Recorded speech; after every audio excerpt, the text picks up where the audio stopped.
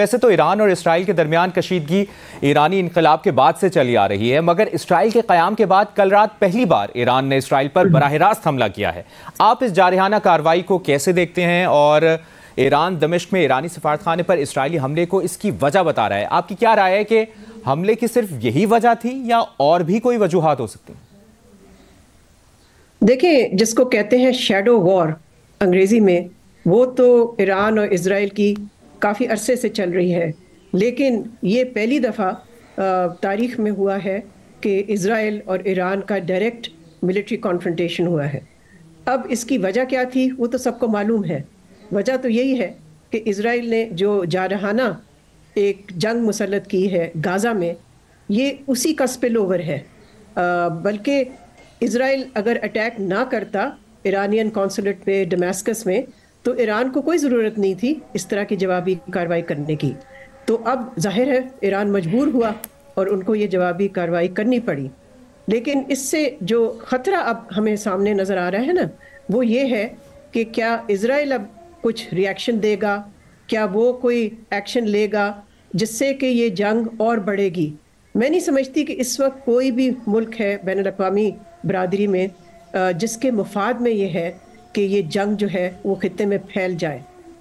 سب کی کوششیں میرا خیال ہے اسرائیل کے علاوہ، ظاہر ہے اسرائیل تو چاہتا ہے کہ کسی طرح سے وہ ایسکلیٹ کرے اور امریکہ بھی انوالو ہو جائے۔ اور جیسے کہ آپ نے سنا ہوگا کہ ایرانین لیڈرشپ نے تو خبردار کیا ہے امریکہ کو کہ اگر امریکہ نے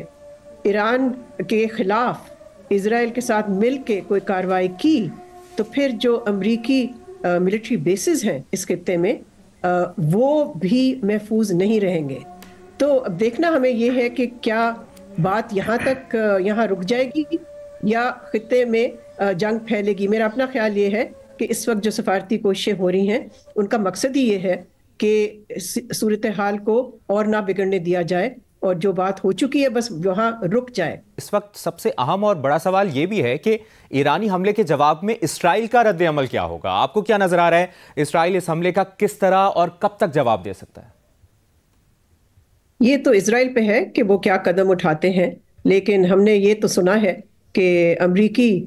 جو انتظامیہ ہے، صدر بائیڈن کا جو پیغام گیا ہے اسرائیلی پرائم منسٹر کو، وہ تو یہ ہے کہ وہ ایک طرح سے انہوں نے خبردار کیا ہے کہ آپ کوئی ایسا ایکشن نہ لیجئے جس سے کہ اس خطے میں یہ جنگ جو ہے وہ پھیل سکتی ہے اور اس سے مزید کشیدگی میں اضافہ ہو سکتا ہے۔ میرا خیال ہے اسرائیل پہ باقی بین الاقوامی برادری کا بھی پریشر ہے کہ وہ تحمل سے کام لیں اور ایسا قدم نہ لیں جس سے کہ ایسکلیشن ہو، جس کا کہ جواب پھر ایران دینے کو تیار ہوگا۔ ایران نے خبردار کیا ہے اسرائیل کو اور کہا ہے یہ ایک دفعہ نہیں ایک سے بھی زیادہ دفعہ کہ اگر اسرائیل کوئی اور حملہ کرتا ہے تو اس کا جو جواب ایران دے گا وہ بہت ہی بڑا جواب ہوگا۔ یہ بھی آپ یاد رکھیں کہ ابھی تک جو ایران نے ایکشن لیا ہے اسرائیل کے خلاف، وہ بہت ہی کیئرفلی، جس کو انگریزی میں کہتے ہیں نا کیئرفلی کیلیبریٹڈ، اس سے نہ کوئی سویلین کیجولٹی ہوئی ہے اور نہ ہی کوئی ایسا قسم کی بربادی ہوئی ہے، وہاں ڈسٹرکشن ہوا ہے۔ میرا خیال ہے اس کا مقصد تھا، ایرانین اٹیک کا مقصد تھا ایک پیغام بھیجنا اسرائیل کو، اور وہ پیغام انہوں نے بہت ایفیکٹولی بھیج دیا ہے۔ تو میرا خیال ہے اب دنیا کی نظریں جو ہیں وہ اسرائیل پہ صرف نہیں ہیں، وہ ہیں کہ سفارتی کوششیں کون سی ہو رہی ہیں یو این سیکورٹی کاؤنسل میں، اس کے علاوہ G7 کی میٹنگ ہے۔ تو مذمت ٹھیک ہے، مذمت ہوگی، کچھ مغربی ممالک جو ہیں وہ ایرانین ایکشن کی مذمت کریں گے، لیکن مذمت سے آگے وہ نہیں جائیں گے، اور کوشش میرا خیال ہے سب کی یہی ہوگی کہ کسی طرح سے جنگ کو پھیلنے سے روکا جائے اور اسرائیل کو کہا جائے کہ آپ ریسٹرینٹ شو کریں اور اب اس طرح کا کوئی قدم نہ لیں، اور اگر آپ لیں گے تو امریکہ نے تو بہت کلیئرلی کہہ دیا کہ وہ اس کا حصہ نہیں بنیں گے۔ اور اس حوالے سے میں سمجھتی ہوں کہ یہ امریکن پالیسی میں آپ دیکھ سکتے ہیں کہ ایک تبدیلی تو ضرور ہے۔ اب وہ کہاں تک جاتی ہے، امریکہ کیا کرتا ہے، بہت بڑا سوال ہے۔ لیکن دیکھیں، جو سب سے اہم چیز ہے اس وقت وہ یہ ہے کہ غازہ میں جنگ بندی کیسے ہوگی اور کب ہوگی، بیکاز اسی کی وجہ سے یہ سارا کچھ ہوا ہے۔